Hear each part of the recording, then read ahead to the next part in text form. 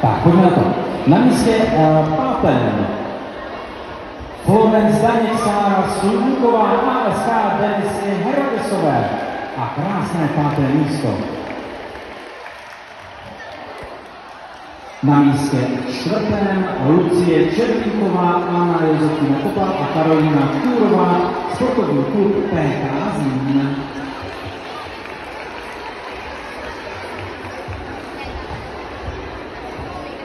A jdeme na stupní vítězů. Na místě třetím Ellen Čechová, Vanessa Gabrahalová a Tereza Sladká, sportovní klub PK Zlín.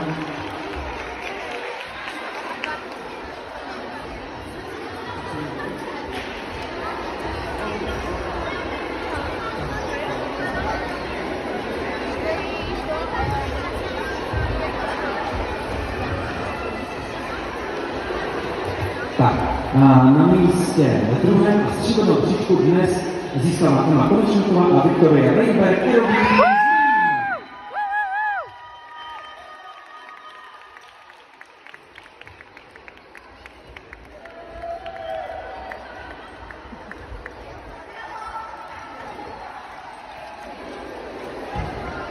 A na místě prvním a příčku nejvyšších dnes získává Kristýna Cebaková, Radovan